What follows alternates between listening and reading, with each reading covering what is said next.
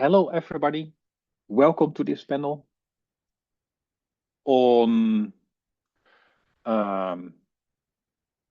culture, the arts, and cultural spaces for democratic participation and political expression online and offline. This was the name of the European call that initiated 3 fantastically interesting projects. Sona, can you look at the Q&A for a moment and answer John? So the panel itself actually has a different name. Building democracy through play, humor, and grassroots culture. That actually sounds a bit more comprehensible at first glance than the name of the European call. In any case, the call led to 3 projects on grassroots culture, arts, and activism fueling democracy. That's the Democracy in Action project, represented by Sarah Brandolero, Camila Krakowska-Rodriguez, and Sini Hassinen. They are together in one screen, in case you, yes, thank you, wave. The Larpocracy project, about LARP as a tool and environment for democracy, or maybe deliberative democracy, but the details will be shared by Sarah Lynn Bowman in one of the other screens. And finally, Delaya, democracy, sorry, I had a autocorrect problem in my notes. Democracy, democratic literacy and humor as the core topics of that project. And this will be represented by Marcos Engelken George, Aito Castañeda Zometa, and Carmela Moreno del Rio. Hello and welcome also. I'm looking very much forward to what's going to come out of this. The projects have been going for a while, so there are actually some first insights that seem to emerge. Today, these are shared with you, the audience, the rest of the world, also amongst the teams presenting to each other.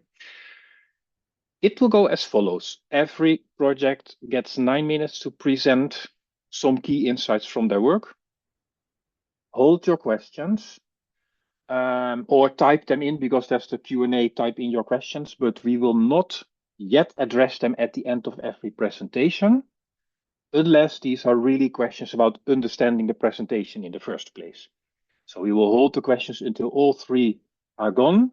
Then we get into the Q&A part. We will kick off with the first question, and then Sonar Partoma from the Larpocracy project and me will curate questions from the audience to try and see if we can get a nice discussion going.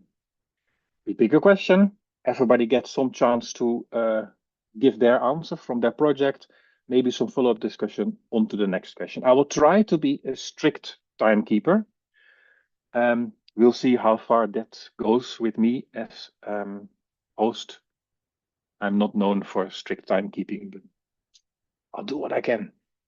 So, without further ado, let's hear it from the first project, Democracy in Action. Sarah, if you could share your screen, I will mute and we will listen.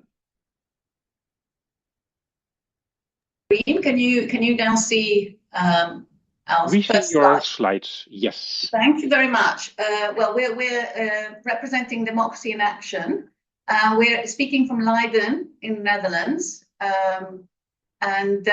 Yeah, we are the coordinating team of this big European project. I'm Sarah Brandolero, who's coordinating the project with my colleague.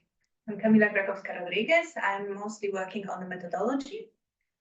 My name is Sini Hassinen, and I'm a postdoctoral researcher, and I focus on methodology and digital nightlife activism research.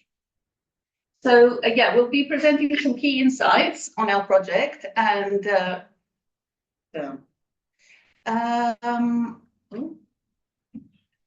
not moving. Okay, so it involves 9 partners. We have organizations across Europe, but we also collaborate with stakeholders outside of the EU, in Latin America, India, yeah, different parts of the world. We can talk about that after the presentation. Our project looks at grassroots arts and cultural spaces and in their physical, but also digital and immersive dimensions. So we're also dealing with the metaverse to see and identify how these organizations and activities foster democratic participation and expression. So this is our hypothesis that we are going to investigate through different case studies across Europe and beyond. Like the other projects that were funded, alongside, should we say, academic research, we're also working towards some policy recommendations. So our overarching aim is to support the EU's strategic orientations for more inclusive societies that work and contribute to more resilient European societies. And democracy can only function when there's more inclusive social dynamics. We've organized our project around 4 research themes that all deal with offline and online dimensions. The first one, which we've called Nightvism, looks at how nightlife and nightlife spaces and activities contribute to democracy through democratic political expression. The second one focuses on women's rights and mobilization. And I should say that at Leiden, we are coordinating the Nightvism project side of things. Our Polish partners are focusing on the women's rights and mobilization. We have colleagues in Lisbon and Barcelona who are coordinating the work package on racial and ethnic civic participation. And our partners in Italy are focusing on the relationship between youth activities and civic education for democracy. So these are our 4 overarching themes, but they're all interconnected and all in some way or the other also look at offline, online and metaverse activities, particularly in nighttime and youth dimensions. The metaverse is more involved in. So we depart from some key concepts. So initially, we understand democracy as a multi-dimensional, so beyond an understanding of a political system and traditional understandings of democracy as, fair and free elections. So democracy is very much understood from our part as a process and a practice of the everyday, which depends on participatory acts in everyday activities of our lives. Key to this, we state, is that culture plays an important role in harnessing democratic values, promoting democratic values and works. So we work very much with the concept of cultural advocacy as an important tool for democratic values, fostering social cohesion. When we look at the multidimensionality of democracy and of the cultural spaces that we are considering, we very much understand them as working at the intersections of 4 key dimensions. So as stages for political expression, as forum for political engagement, as laboratory for experimentation for civic participation, and as spaces of education and learning in a very broad sense. So for inclusive and democratic values.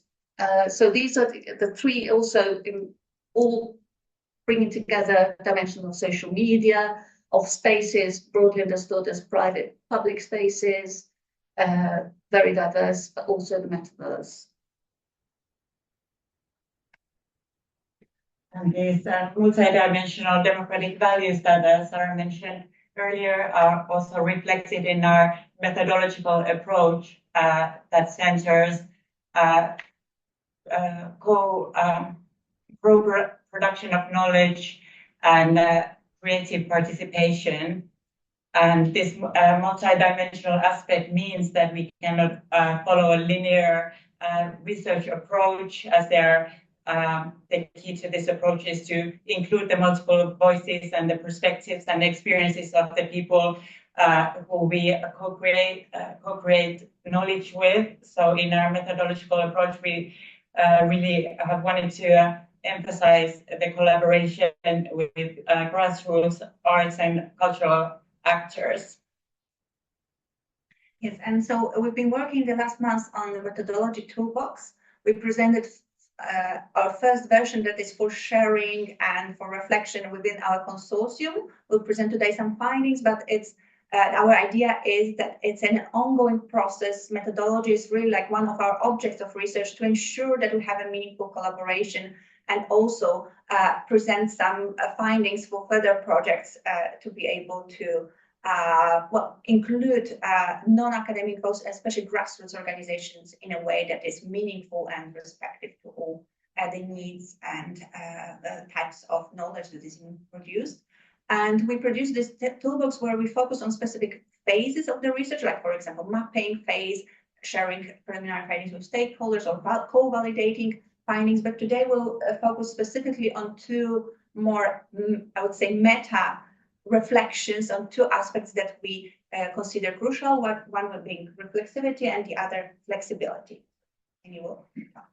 Yes, I will briefly share our thoughts on reflexivity, because as our aim is to make visible the political participation and that often goes overlooked in traditional approaches. We find it important to the whole research process to include continuous reflexivity and negotiation within the project consortium, but most importantly with the stakeholders who we approach as experts of their own lives and political engagement. And in order to reflect the priorities that they see, we value their own conceptualizing of their participation and goals. And this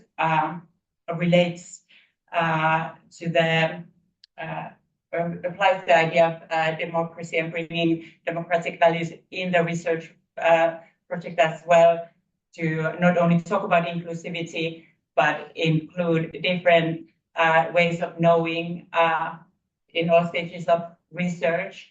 And this sometimes means that we need to challenge our own or existing hierarchies of knowledge as well. Yeah. So very quickly to wrap up, we already struggled with issues of rigidity that are imposed in research projects and in institutional regulations, because if we want to really include grassroots organizations, independent artists, well, the ways how it's being organized is sometimes very rigid and not in line with what are the needs and the resources of such organizations. So this we can discuss later also in the discussion, how we can deal with it and how can we basically make it work. Another important aspect in terms of flexibility is in research design.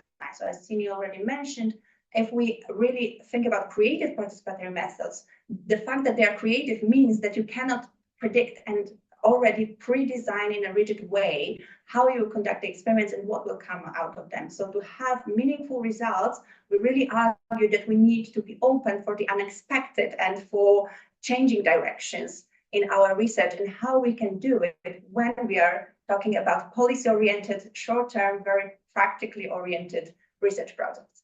So thank you so much, and well, we are looking forward to hear your comments. Thank you. At 30 seconds precise within time. Well done. I don't see urgent open questions about the presentation right now. I think I'm interested in the future in hearing a little bit about these co-creative processes, what it is precisely that you create. I understand that you don't know yet in some ways because early project, but concrete examples. So maybe you can work that into one of the answers later on. Thank you very much. And I was intrigued to learn about online forms of nativism. That was my first question, but you answered it. Interesting. Larpocracy. Sarah, could you please take the floor for the next block? And everybody, as soon as you see interesting links, you can start typing questions. Sona and I will try to curate them a bit as input after the presentations. Go ahead, Sarah. Thank you. So yesterday we presented for several hours the different work packages, and it became very clear to us that we probably need to limit this presentation. So I decided to limit it to work package 2, but I'd really love to also mention some of our other very awesome things that are happening in this project. So we have 7 partners in 6 countries. You can look at them there. I don't want to waste too much time going over them, but I just want to make clear that the insights that I'm sharing today are very much a product of the consortium and of us working together. So the work package we're going to talk about today is work package 2. So effects of LARP-based interventions, assessing the effects of political LARPs with aims to develop democratic values and skills. We also have a design-based work package that's specifically focused on deliberation, and we're going to talk about that in a moment. We have a work package where folks are going to Brazil, connected to the UN Climate Change Conference, the COP30, and running some artistic interventions there that are sort of LARP-like or LARP adjacent. And we also have a work package that studies LARP festivals and LARP spaces that might foster democratic engagement in general. We have a domain expert panel. Several of the members are here, including Dennis, I believe. So thank you for that. And then we're creating toolkits, policy recommendations as we do in these projects. So a little bit about work package 2. So we focus on studying the effects of practicing democratic skills through LARP. There is this sort of like common sense understanding that LARP is good at this, but we don't really have a lot of data on that. So we began by doing sort of a literature review, a survey of political LARPs and the theories surrounding them, particularly in the Nordic LARP tradition and adjacent traditions or movements, however you would like to call that. And we found that while many LARPs have democratic themes, some of the activities within these LARPs are not particularly democratic. For example, enforcing oppression, experiencing oppression, rather than working to fight against oppression, for example. And this led to the question, what activities are intrinsically democratic and how can they be practiced within a LARP setting? And for those who aren't familiar with LARP, LARP refers to live action role playing. So embodying a character in a fictional world with other participants that are spontaneously co-creating that fiction with each other. So it's a very immersive activity that requires a lot of creativity, but also focus on the content and on each other. One thing that became clear very early on in the project is we do not have a shared understanding of what democracy means, even within the project members, which is very interesting. So we developed this workshop to guide participants to explore their own associations with democracy through various practices within this workshop. So free association of thoughts, feelings, symbols, that sort of thing.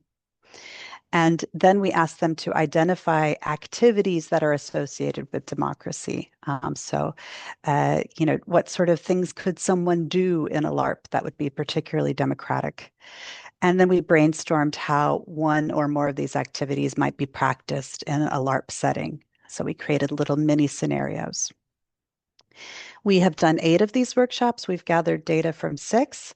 And what you'll see today is a very, very brief synthesis of 10 of the major types of activities. We have several sub-activities, which are more descriptive, but we just don't have time to go over them, unfortunately. But I'm happy to share those with you if you would like offline.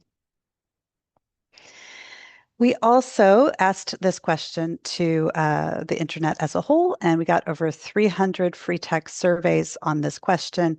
Those are still in analysis, but for now we can show you the workshop categories. So we got 322 suggestions. There was a high diversity of topics. And after initial thematic analysis and groupings, there were 10 groups that were identified. So the first is decision making, so actions related to making choices, establishing rules, and electing representatives. Then we have collaboration, so focused on working together towards a shared goal. Protest and resistance, so opposing power or injustice. Verbal communication, so exchanging ideas, debating and negotiating verbally. Listening and empathizing with others, so learning how to understand each other's perspectives. This is something that LARP is already pretty good at because you tend to take the perspective of another person in a LARP scenario. So how can we deepen into that skill in a democratic way?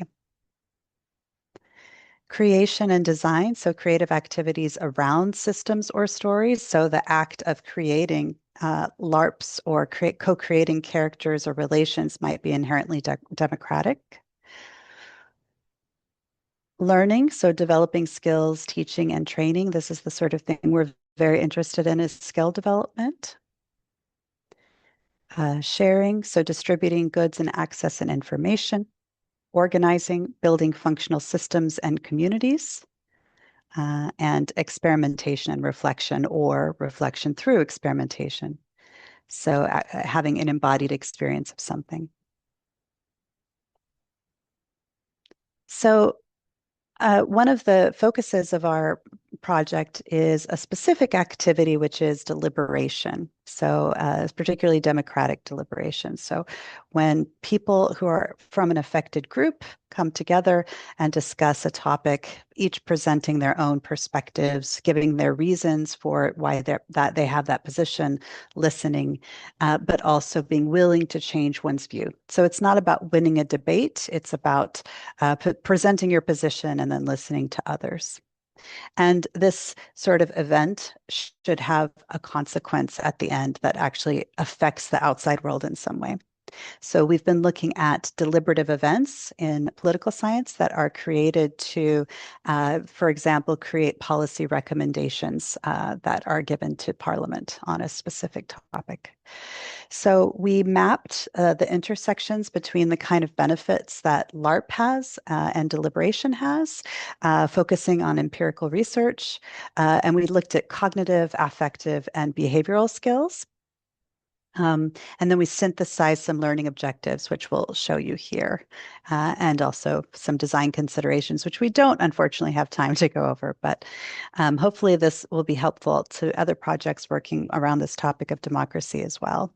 So the first learning objective is applying basic knowledges and skills. So being able to think systemically, being able to argue, listen, problem solve. The second is forming and communicating opinions. So having an improved understanding and consistency of your own perspective, having improved motivation, empowerment, or agency to be able to engage in political thinking and discussion, for example. Listening to and understanding others, so being able to do that perspective taking we mentioned, that empathy, understanding how to reconcile the values and interests of others. 1 minute. And then, okay, developing group cohesion, so group identity and community building and norm formation, and then integrating those transformative impacts outside of the game. I will very briefly go over, we did take some data. Like I said, we have a survey. We got respondents from almost six continents, which is pretty good. And overall, they showed, these are LARPers, they showed already a high propensity for perspective taking, empathy, and absorption, i.e. being drawn into fantasy. We do have some insights here. I don't have a lot of time to discuss them, but basically there's a lot of potential here, but maybe not the full potential is being realized, I would say. All right. Thank you. Fantastic. Thank you. It's 5 seconds within the boundaries. Even better. If this were a competition, the next project, because I see no open urgent questions right now for Sarah about the content of the presentation. So thank you very much. And well done on compacting yesterday's presentations into 9 minutes. The next project is Delia, Democratic Literacy and Humour. Marcus, please take it away. Marcos, sorry.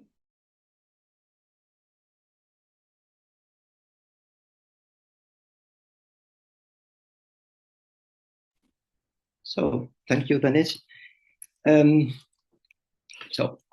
will deliver the initial presentation, and then my colleagues who are having some issues with the internet connection, I think, will participate more actively in the Q&A session.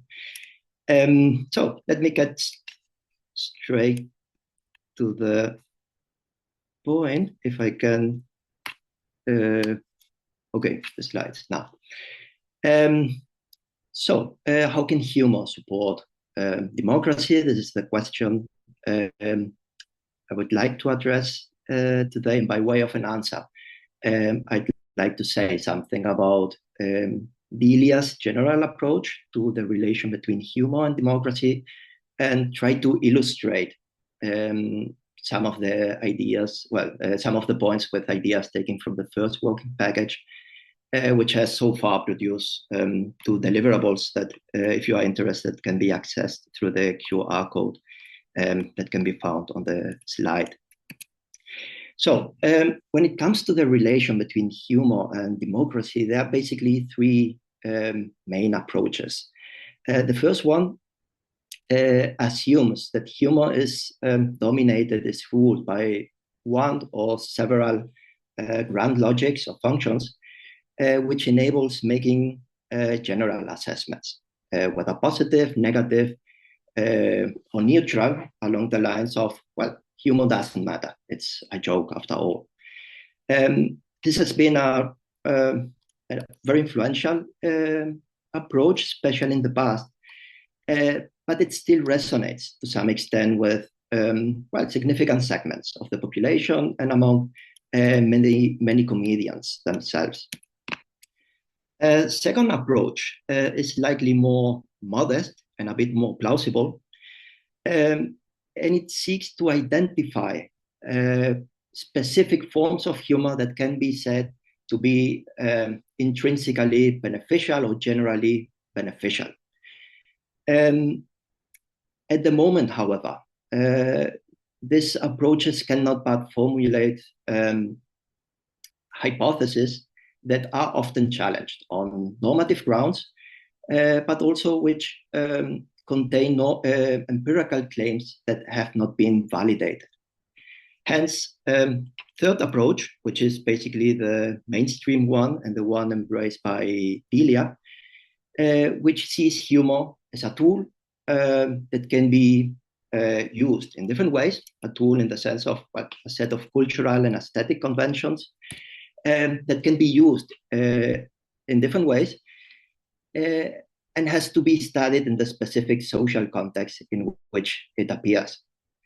Well, there are different reasons for the popularity of this view of humor. Among them, it's being driven at the moment, especially by research on online humor practices, which is regularly emphasizing this both pro and anti-democratic dimensions or consequences of humor practices. Now, what this view of humor calls for is, to a great extent, to carry out further fundamental research. And this is basically one of the pillars of Delia, of democratic literacy and humor. In order to then, on the basis of this fundamental research, pinpoint some of the challenges, try to figure out possible responses to them in different domains, from content moderation and jurisprudence to public policies, including how humor can be leveraged to fight harmful forms of humor, for example, in the context of edutainment. And these different elements basically come together under this concept of democratic literacy that figures prominently in the name of our project. In this regard, it should be emphasized that in the case of Delia, we're paying attention not just to how humor can be used to strengthen democracy, but also we are also focusing on how it is being used in an anti-democratic way to try to assess as fair as possible the challenges we are facing. So now, what are the implications of this tool-like conception, this approach to humor, which is basically what can Delia add to existing research? So one of the implications is, of course, that if we see humor as a tool, agency is for granted. The consequences of humor very much depend on how it is used. The same capacities, for example, the same capacity of humor to tone down messages can be used and is regularly used to manage conflicts, to manage discrepancies, that is, can be used as a social lubricant. But it is also sometimes used precisely in the opposite direction, to trivialize violence, to create a context that is more conducive to violent and harmful behavior. Besides agency, of course, it's important to specify the capabilities, but also limitations of the tool we are dealing with, that is, of the tool of humor or specific forms of humor. In this regard, for example, we know that humor is a rather bad tool when it comes to changing people's minds. But it performs much better when it comes to forming people's opinions in the first place, or especially when it comes to activating and consolidating people's latent beliefs and attitudes. So this is this so-called humor's gateway effect. Thirdly, what can an enhanced knowledge or more detailed knowledge of humor add to the promotion of democracy through humor? Well, it helps, or we expect it to help us better navigate the risk associated with the use of humor, with the use of this tool. For example, as a condensed form of meaning, humor usually resorts to well-known cultural models or cliches, basically to facilitate that characters and settings can be quickly identified. One of the implications is that even when humor is used to challenge stereotypes, it is also often reproducing some stereotypes. So these are risks that need to be emphasized and that need to be clarified in order to be managed adequately. And finally, more detailed knowledge of humor is expected to provide better identification of the harms it can produce, so as not to exaggerate them, not to underestimate them either, to specify the conditions under which they can be expected to take place, and accordingly to attribute blame, to hold actors accountable in a fairer way. For example, same humorous message has been shown to have completely different meanings and to be perceived as having completely different meanings depending on the composition of the audience. Similarly, when it comes to tracing back the harms that are associated with humor, often it is the case that the harms are not the result of the humorous message itself, but rather from the subsequent use in a decontextualized way of the humorous message, which implies, among other things, that when it comes to holding actors accountable, it is people other than the comedians, that is, people decontextualizing these jokes or these humorous messages who should be held responsible for them. And I think this is 9 minutes, or this is what? Impressive. I expect it to be 9 minutes. Impressive. Very well done. Thank you, Marcos. Well, that was interesting.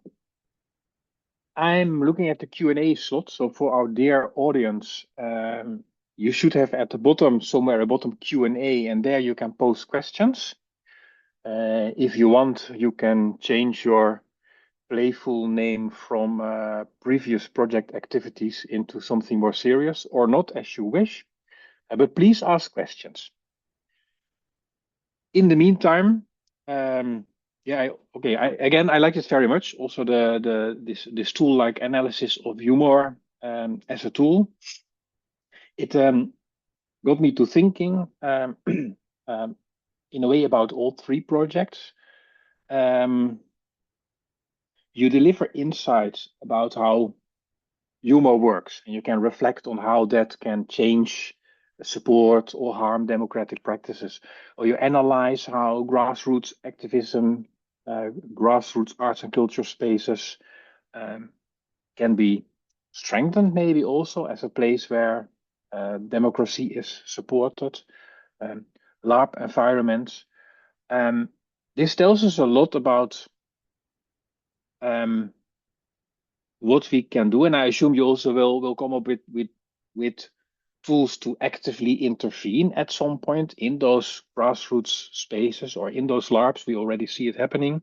But then you reach the people who play LARP, or the people who are already in this nativism space or one of the other four quadrants of the model, which is important and nice. But we also need to reach the rest of the world. So my first question, and listen to the discussion, dear audience, please ask follow-up questions or additional questions as they come up. But my first question is, what do you think you need to do, and what are the challenges, what is needed to achieve that, to reach all the world with your results? Because I think everybody, and not just our dear LARPers, are in need of democratic support. Maybe Marcos, you can start. Okay. Well, to reach all the world, we need to be magicians. But in order to have some significant impact, what we expect is, of course, to influence stakeholders we work with, policymakers, but also moderation bodies and social media companies, digital activist groups, media education initiatives, but of course to then have further impact through these actors, and to facilitate this, what Delia plans is to develop toolkits. Of course, supports this with open access publication policy, including the sharing of data and so on. To facilitate that, if let's say an educational toolkit works and is shown to work because some organization has implemented it, that it can be easily copied by other organizations. So this is one of the ways we expect to have some impact. That is, who would be the audience of such an educational toolkit? NGOs, especially NGOs collaborating with schools at national or regional levels, who usually intervene. Let's say sometimes to talk about disinformation, whatever. In this case, to talk about humor, the potential harms of specific forms of humor. As said, one of the implications of what we know so far about humor is that its negative consequences can be especially pervasive among children and young people, not so much among adult people. Okay, so the educational angle is kind of via these intermediate stakeholders reach the schools and help strengthen children, the community of children, into Yes. resisting or dealing with or not using so much the negative forms of humor. Do you also have a line of attack for the positive forms of humor that you have in mind? Will you train the children to be comedians? Yes, not to be comedian, but to use humor in entertainment. For example, it has been shown that, well, but so far regarding disinformation, that people who engage long enough in consuming content about disinformation, not consuming disinformation, but content that in a way problematizes or talks about disinformation and how to identify it, how to deal with it, and so on, that over time people will become proficient at identifying more quickly what's unlikely to be trusted or what shouldn't be trusted and what can be trusted. Of course, one of the challenges is to get people to engage with this kind of content. Sometimes economic incentives are used, but one of the incentives that is sometimes used is well, to provide funny content, humorous content, which usually engages people. Well, this is one of the possibilities. This is, I have to admit, part of the third working package, if I'm not wrong, of which I'm not part. So I can only talk in very general, a very general way. Sure, but we can expect some developments in that direction. Yes. Thank you, Marcos. In interest of time, I'm going to move on to the next team for this particular question. Remember, large impact, think worldwide. Maybe the Democracy in Action team wants to take it next.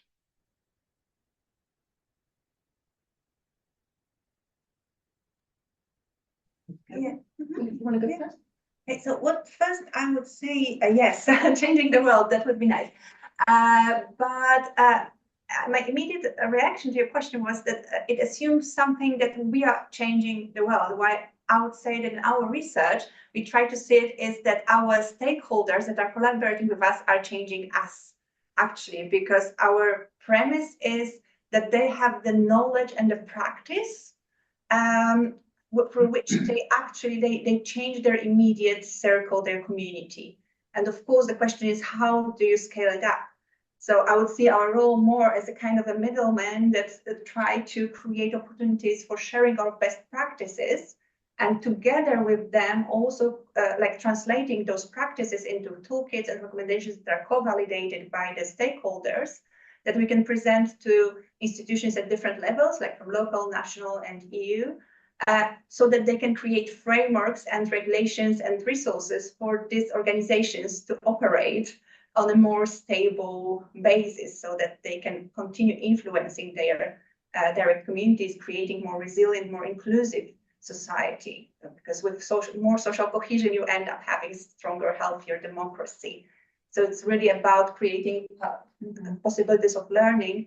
And maybe because, so you also asked about like, what do? We do many things, from crawling on the floor of a VR nightclub as a dinosaur avatar, because we didn't know how to walk. But we also, for example, so Sarah Bowman mentioned also what does actually democracy mean. So our partners in Lisbon organized already a fabulous, it was our first knowledge exchange creative event, which was a training for young video makers of African, of Afro-descendant communities in Lisbon. And they were offered training by award-winning documentary makers, in which they were making their own short documentaries, in which they were reflecting on what actually democracy and civic engagement mean. So for us, it's a fabulous material, because like precisely we are getting different perspective on what democracy can entail on this like ground level, but also creates a space for an exchange of knowledge, of perspectives, that can then have a tangible artistic output that we can then take further, present in a multimedia exhibition that will take place next year, and share it with other communities and other creatives in different spaces. Yeah, yeah, I can see that. So in a way, this is like strengthening what is there and a bit of a oil spill model. Okay, that's not the most positive metaphor here, but where it spreads naturally. Again, not the best metaphor. Okay. But let's look at this documentary project. I can imagine that this works, that this brings some result. Is there anything you could engage with as part of your project to kind of jump a gap and bring the lessons learned there also elsewhere, to places where there's not yet a documentary maker offering these services, a team trying to attach young African people with the documentary maker, or even access to those potential young film people? So how would you spread this? How would you jump the gap? Yeah, so like, of course, it's like a lot of small things. So one tangible effect is, of course, the films are still in production. So the training happened in June, but the group of the filmmakers were selected for an open call by our partners in Lisbon, Yolanda Evora and Jessica Falconi. And actually the filmmakers that were offering the training, they're like, yeah, our willing Joe Brewster and Michelle Stevenson, they're like, yeah, they were on awards and Sundays and etc. And they have their own production house, so they also offer like additional like funding for their for the filmmakers to complete those projects with the quality that is needed to circulate further. So it's all about creating partnerships and creating synergies between different frames. So this, for example, this collaboration with this production house was not predicted in our project proposal. It's something that happens along the way. That's why also my comment on flexibility that's needed, so that you can grab on those opportunities. And then, of course, when we'll have further future other types of events, then we can circulate and create like discussions around those findings and compare, contrast the findings. But I'm very much, I think we really like, in terms of democracy, we really need to start like from like the local level, because then it has really tangible effect on the social cohesion. And if we start from top down, that it's, well, it will stagger at some point. It might be part of, it might already be expressed in the name of your project, I assume. The grassroots, or the subtitle of your project. Yeah. The grassroots is very much there. I can see that. Sarah, could you respond on this from the Larpocracy project? Increased reach to the whole world. I mean, I can try. I think there's the like pie in the sky answer, and then there's the more realistic answer, right? The pie in the sky answer we've been discussing over the last couple of days would be, for example, to get educational LARP into all the schools, right? Or all the museums, or even informal settings. So grassroots settings, for example. I think in all, maybe not so much with humor, because humor can scale more, but similarly, we have an issue with scaling in LARP. I mean, it's really best when it's a curated experience, when it's a moderated and facilitated experience. So, you know, the idea of having 20,000 people LARPing at the same time is a logistical nightmare, right? So the way that we, at least I think about it, is getting the tools, the design tools, in the hands of the people who work with specific communities is the most important thing. And first, they have to know what we're doing. So, of course, there's an outreach component, you know, sharing about the project wherever we can find those folks. But also, you know, making sure that they are supported in gaining the skills necessary to be able to deliver this kind of content. So to me, that's the most practical answer.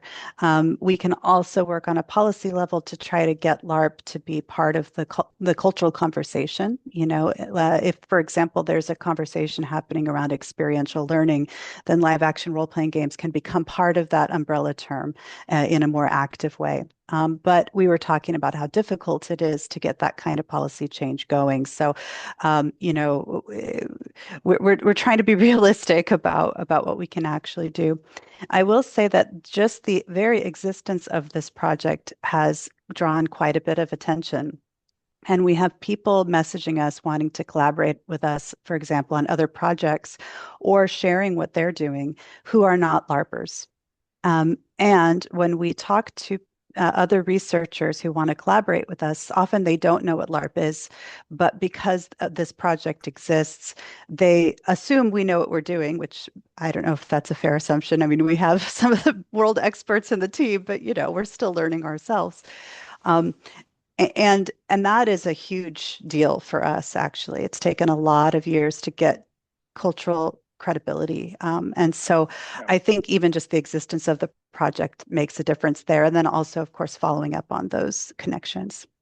Yeah, sure, but you still need that follow-up and you need to get those. I like what you said about the policymakers, also because I think that might be a bridge a little bit between the pie in the sky and the very feasible, let's say, low-level interventions. I'm thinking policymakers are also, the people who set the end terms in education, right? Intended learning outcomes of primary education. And they say that there should be a certain amount of culture in there. And the definition of culture in there is a list of some stuff. I don't have it handy here, but I'm pretty sure that in no country ever it includes LARP as a possible form of acceptably complying with the end terms of culture in primary school. There you go. So you could talk to the policymakers on that level and try to get that to that point. Which might also bridge to some of the questions I would say for the Democracy in Action project, where you also could say like this documentary thing. Is there a route you could take through the policymakers to bring this kind of intervention to the attention of people who set the rules for cultural engagement with schools or things like that? Nice discussion. Thank you, Sarah, for that. Let me have a look. I have a bunch of questions. It's much. Dennis, just to complement what you've just said, interestingly, because in fact, I mean, increasingly there's an awareness of the importance of culture for social cohesion, the well-being of society, although it's generally very underfunded and neglected in terms of, in the eyes of policy generally. But there is an increasing awareness that culture is important, especially at now to EU level. And there was some conversations about the recent elections in Moldova, and some of the feedback that came out from that we're going to explore is how culture was hugely important in improving critical thinking and helping them navigate the very difficult situation that we're facing with these recent elections. So with these elections, this is something that we're kind of going to be exploring and certainly flagging out. Very interesting. Let me have a look at the open questions in the Q&A from the audience. Let's first take one specific one for each of them, if I can get them. So for Delaya, the question is, do you also research memes as a very specific form of humor? I assume that can be a relatively short answer. We also look at memes. Yes, yes, of course. They have become a crucial part of humor practices that circulate today through communication networks. And when it comes to harmful forms of humor, they are not only, but they are especially associated with the use of memes. Yeah. So, a positive meme making workshop for the kids in your educational package, possibly? Well, interestingly, when it comes to positive uses of humor, usually what scholars have in mind are other genres, such as stand-up comedy. I assume this is due to several reasons, but one of them is that provides more room to challenge existing discourses, and also in a way to navigate better this risk that are sometimes associated with humor, with the fact that it is usually ambiguous, that it is interpreted in different ways. Of course, when you have more time, you are more time on air, you can also have more time to say things you shouldn't say, but at the same time, you also have more time to qualify your statements, or to make clear what the point is.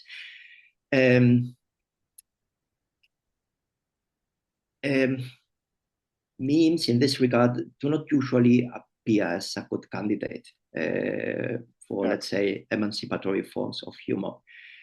Yeah. Okay. Yeah. Well, I hope the question answer thought that at least this brings some insight. Oh wait, I should stop that one. Yeah, so memes are interestingly different also in a way, and somewhat problematic maybe. I see for the Democracy in Action project, are there any specific or significant groups using or activities using a space for the nativism? So can you give a bit more detail on the nativism?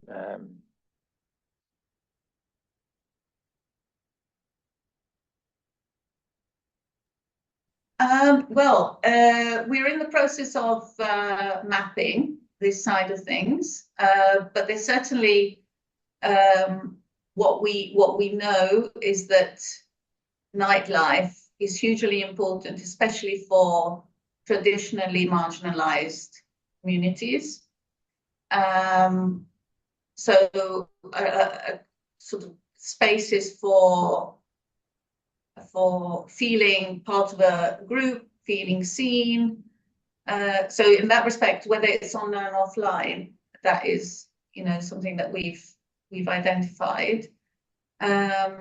Although there's also the question of the demonization of the night, that is also a historic factor. So traditionally, the authorities have been quite heavy-handed in sort of policing or deciding who can be where and when after dark.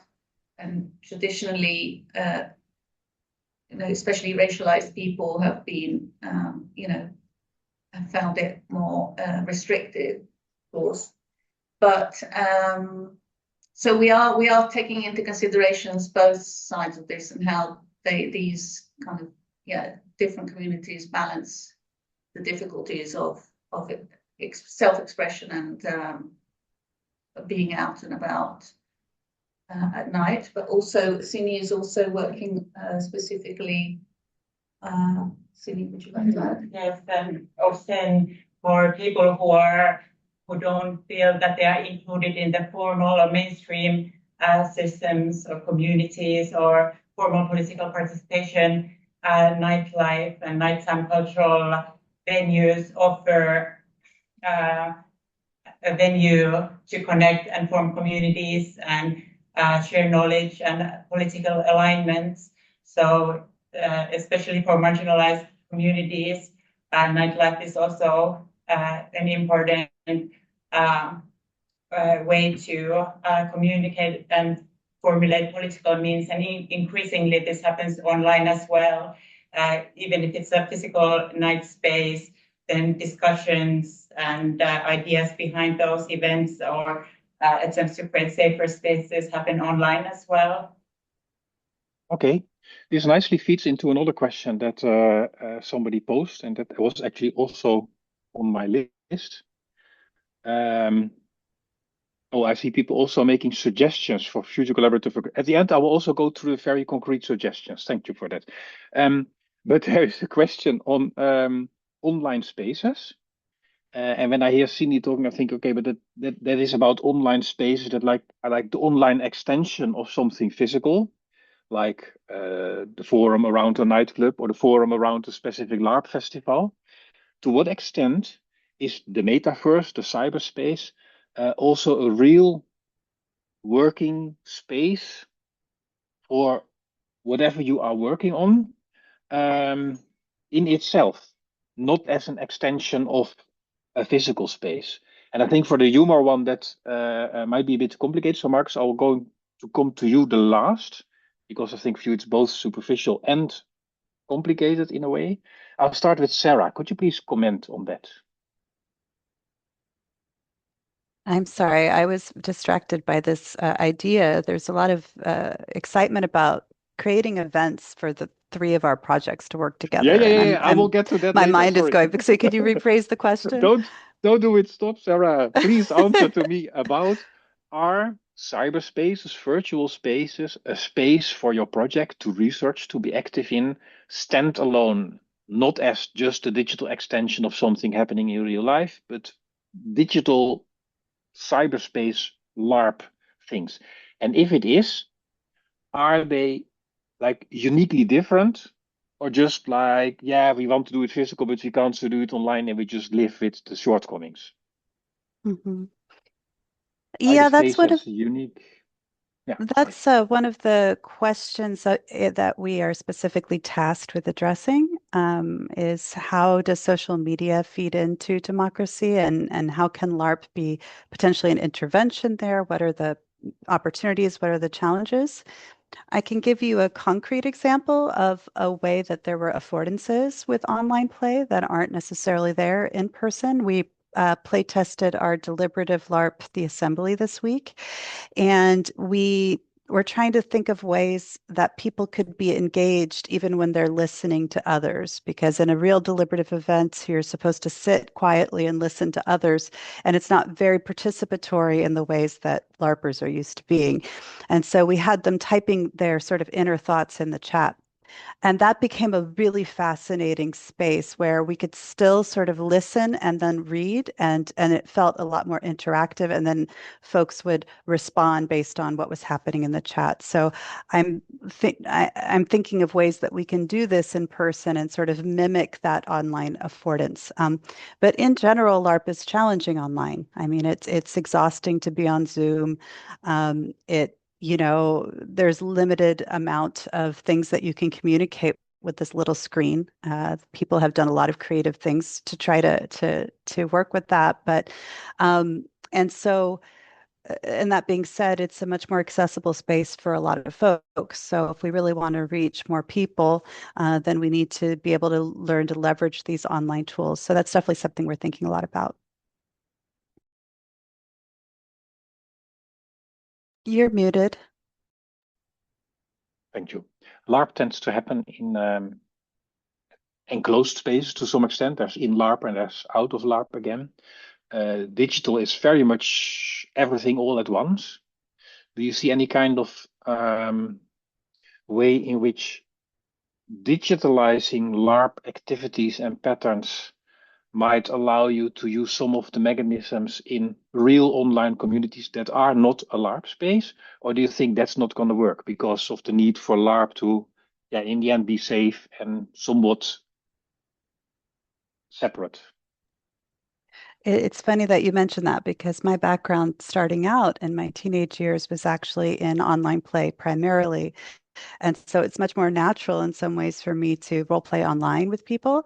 The problem with that is that it tends to have very little boundary between daily life and the immersion into the experience of the game, which can cause what we call bleed. So a lot of transfer of psychological aspects from the game to real life. And that can be leveraged in a very particularly positive way, but it can also strain relationships. It can strain our responsibilities out in the world. So we tend to lately not incentivize a lot of sort of constant pervasive play, for example.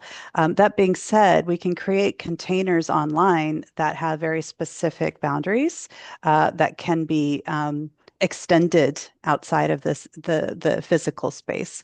And I think that's a really good hybrid form. The problem is that a lot of people don't have the bandwidth to engage online in a continuous way. I mean, if you think about how many things are competing for our attention all the time, just in daily life now. I mean, my computer has had 12 pop-ups since we started talking, right? Like, so it can be very challenging to have that sort of continuous engagement. So it can be easier when people know that there's a bounded time and space for it. Yep. Okay, thank you. The Democracy in Action project on online spaces as a real standalone thing for your grassroots things. Okay, well, that's a very complex question. We do have partners in Magdeburg in Germany who are focusing precisely on the metaverse and working closely with us on the nativism work package, also collaborating with our partners working on youth.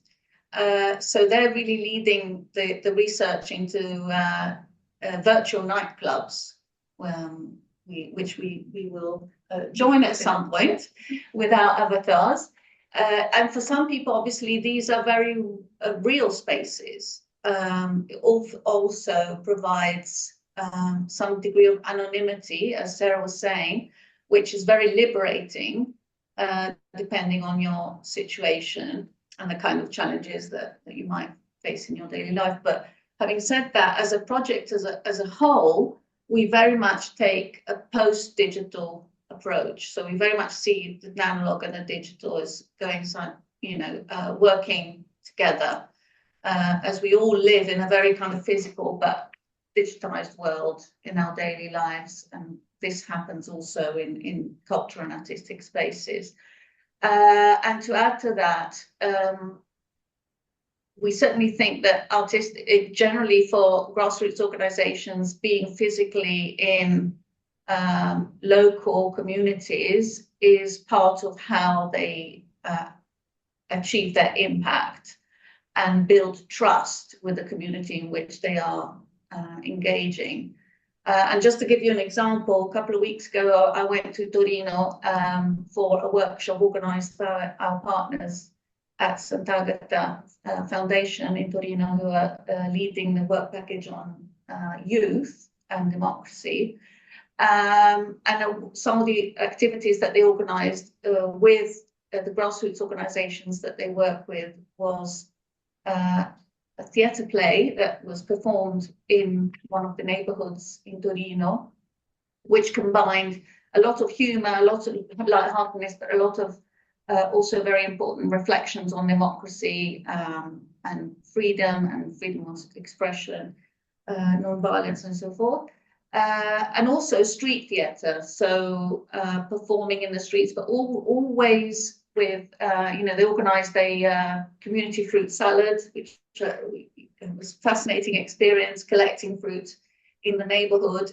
All activities done from the point of view of a very organised and purposeful theatre group called Social Community Theatre, but very mindful of the community in which they were working. So thinking of grassroots always as a process of building trust with the community in which you feel you can contribute to.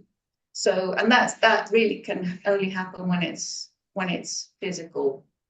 I would say the digital complements that in these cases.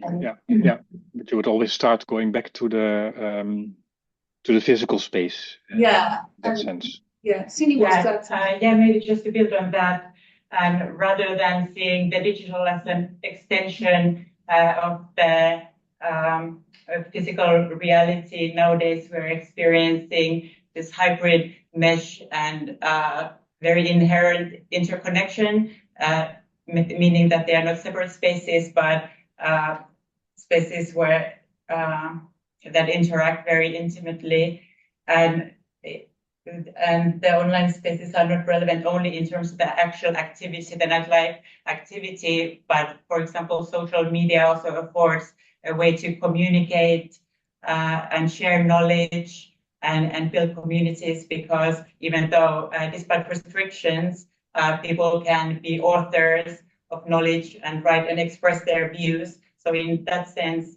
it's also the nightlife activities, but also how people who participate express the importance of those spaces and have discussions around that. And maybe just to add and build on very briefly on what Sini said, I think the power of this is also that it relates to people who feel that perhaps political institutions are very distant, you know, very virtual, whereas cultural artistic experiencing on the ground and physical have, you know, generate a very close involvement, which can be very empowering for people. And by the way, as a side note, I have some examples of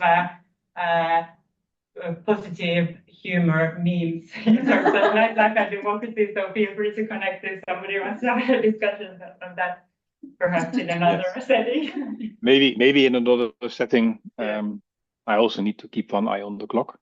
But interesting. So the digital side is more than just, you know, the forum next to the club.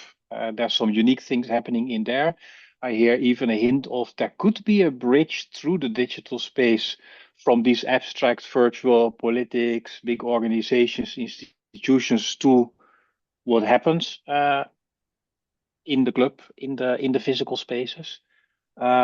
Certainly worth discussing longer than we have time for here. So I will move to Marcos. In your case, your research, the research of your project, Marcos and Carmelo and Aitor actually also, the research in your project is not so much tied to a physical space in a way. And when you go to memes, it's even extremely virtual. But could you comment on the relation between the real world, the physical, and the virtual world, and how your project handles that or encounters that?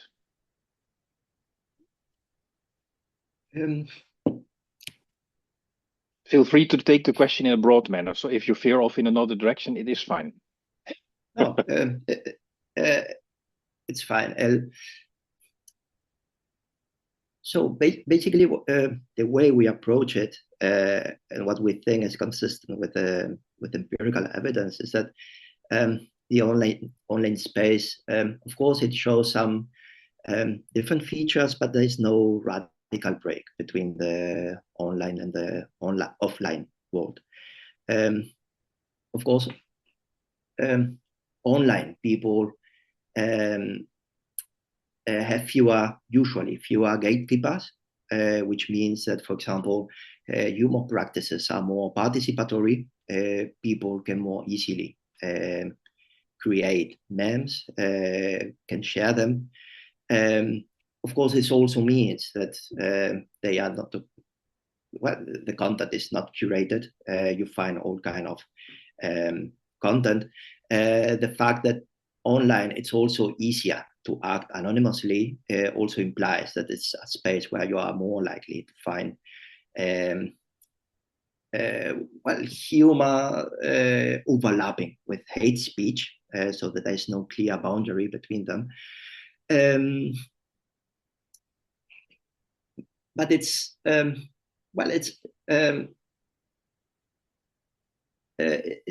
in a way it follows the same constraints that offline, only that, well, some of these constraints are weaker online. So you see different phenomenon, but not really something completely different or disconnected from the offline world.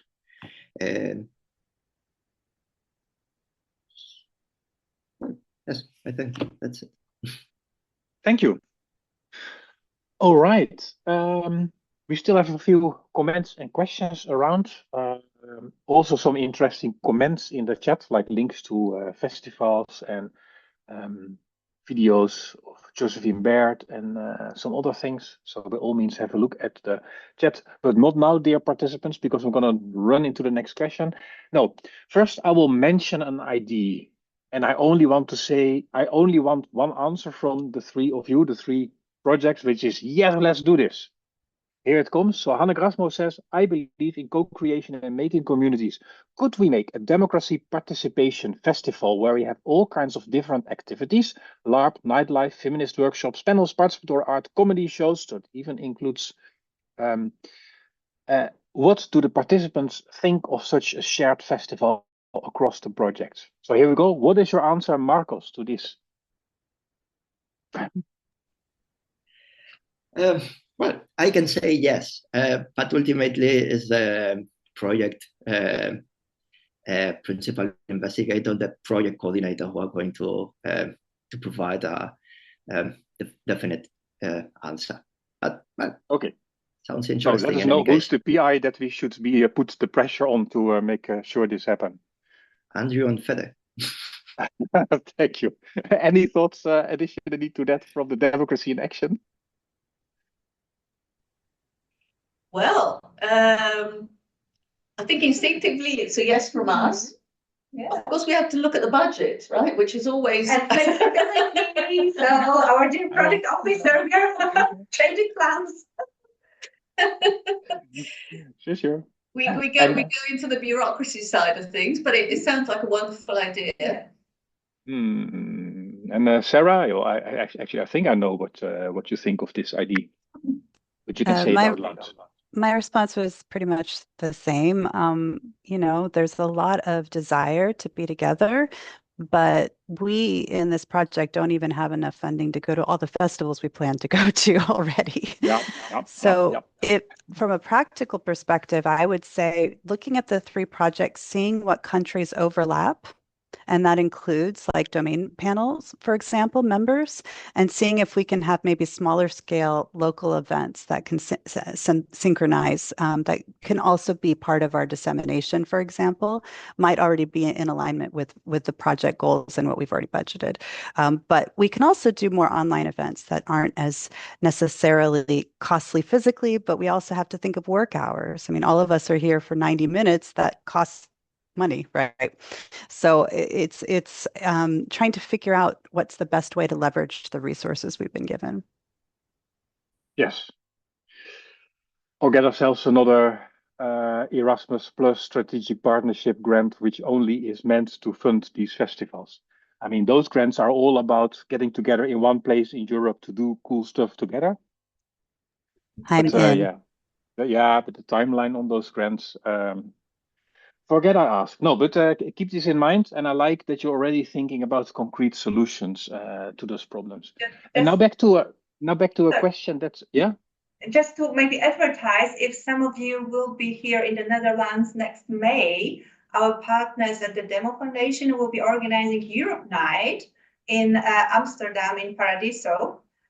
So there'll be a big night with debates, with shows, with music and everything from I think it starts at 11 p.m. till 5 a.m. So you will forward your information and you're welcome to join. I see a bit of project managers hooking up to share some of these event announcements across the projects, just in case you happen to be around. That's a very easy way to get started on this. Thank you. Let's get back to a question. And looking at the time, I'm going to ask you to be brief in the answer. And it's also going to be the last question. And then there's also some questions which are more specific about how did the nightlife study precisely work in terms of methods, field work, participatory observation, or a question about the model that was developed, this stage forum, etc. Where does it come from? Is there already paper about it? So actually the scientific details.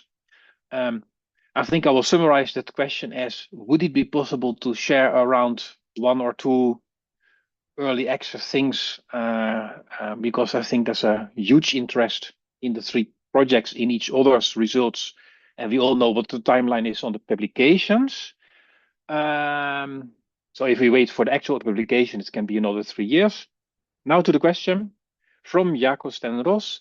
A question for everyone. How do you see your project connect to play and playfulness? There seem to be strong connections between humor, LARP, partying, all from this play point of view. How do you conceptualize play? So and how then does it relate to your project? I don't know about the order. Oh, let's take Marco first because he was the last the previous time. Marcos, play. Okay, thank you. Well, it's not an easy question. It's indeed the case that the three projects have this playful dimension. In the case of humor, for example, humor has been conceived as a form of play. Basically, that laughter is an evolutionary upshot. The point is, what is learned through humor, usually the management of incongruities, ambiguity, again, the management of conflicts. So there are good arguments to be made in favor of this conception of humor as a form of play. Now, the tricky part is that, of course, play is such a big concept, and there are different forms of play. So what I would need more time to think about is what kind of plays we are dealing with and how they can be connected to each other, which I think is this part of the what is being asked, how they can relate to each other. And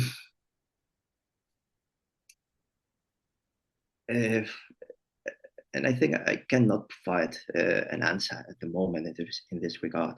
I don't know whether my colleagues at other projects have better ideas. Sure. But also maybe if the question comes up more urgently, Jacob Stendels was the one asking, so I'm sure that he would also be open to further discussions on this. Sarah, could you take a look at this LARP versus play conceptualization? Or maybe S play, or I don't know if it's versus. I think it's a big rabbit hole, as Jacob very well knows, the concept of play and what is considered a playful activity. 2 minutes, Sarah. Yeah. I mean, in short, LARP is a playful activity from my perspective. You put yourself into a state where you're willing to behave in ways that you normally wouldn't, and everybody accepts that it's not real in the strictest sense, and therefore you have what we call alibi. So you have some protection from the fictional frame. You're not completely protected, but you have some protection. And improvisation in general, which is LARP is an improvisational activity, is a playful state from my perspective. So I would say yes, but Jaakko says that not all role playing is playful. So yeah, maybe he's better suited to answer this question than I am. How would it work when you start doing the LARP for serious purposes?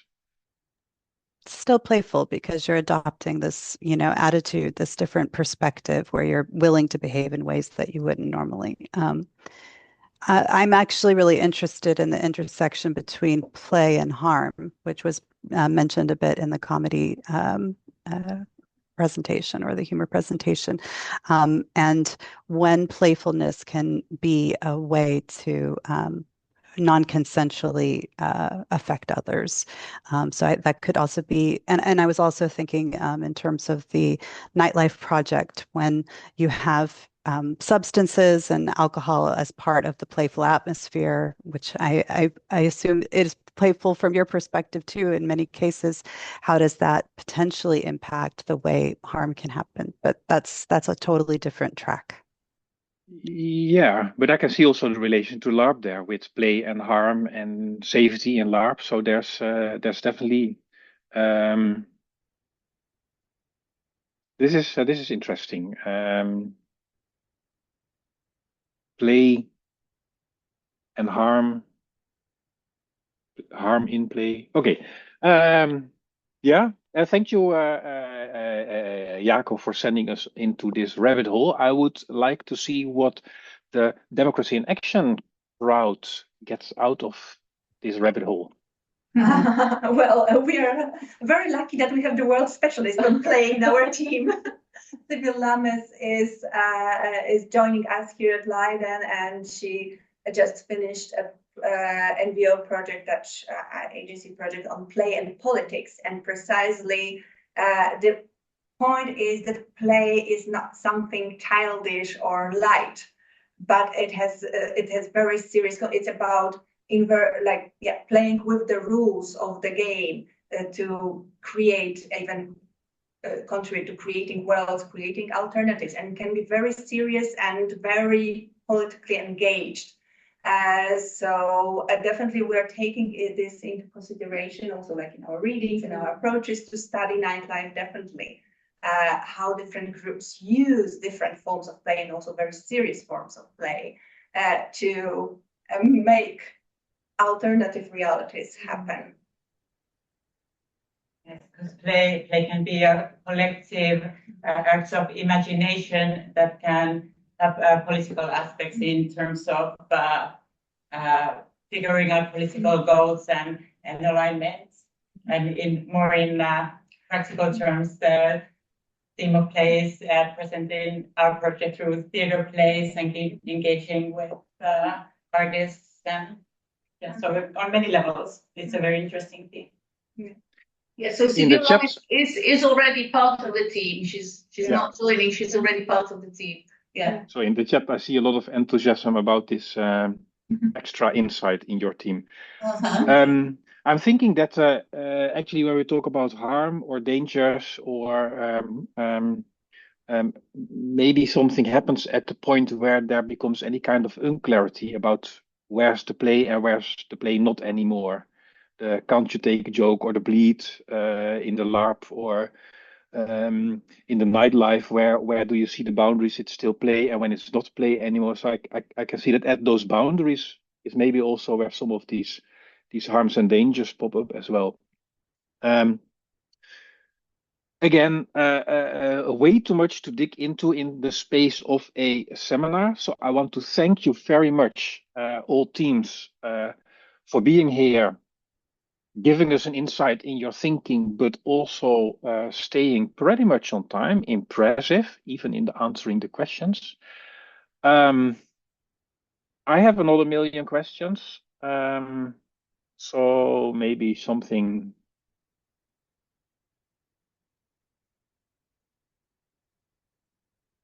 Stop something. So maybe something like this should happen in the future again. The projects will be running for a while, I think. And I think that's it. Sonar, maybe you want to take the floor as a final closure moment, as one of the main organizers of the panel. Sonar is hiding behind a closed camera.